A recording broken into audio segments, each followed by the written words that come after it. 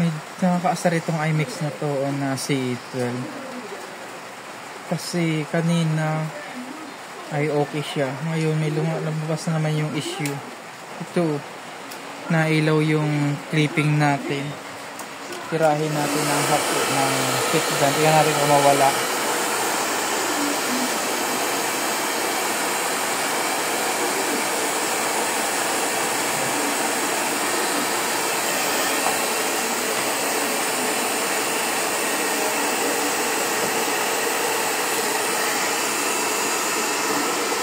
Kasi pag ganyan okay.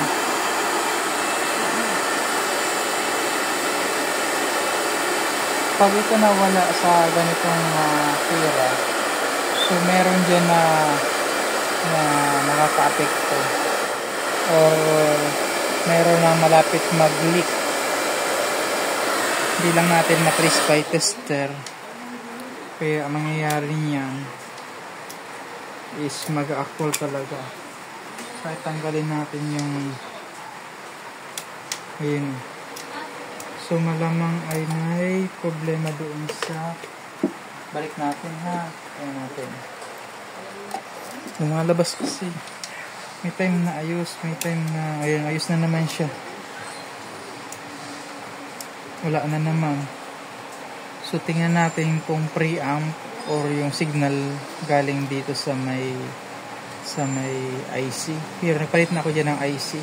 Okay ang supply niya. Check ko lang kung balance. Oops. So may problema talaga to. Hanapin pa natin. Ayan. So tanggalin natin ito. Tinanggal ko na yung connection. Ito wala na siya. So tingnan natin kung magkaroon siyang signal.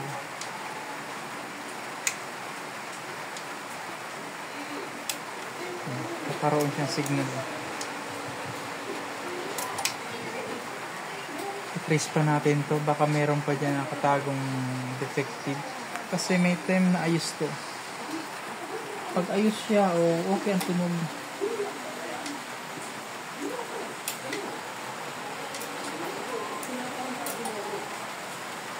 So medyo tricky yung issue ng iMix. Okay, tingnan natin.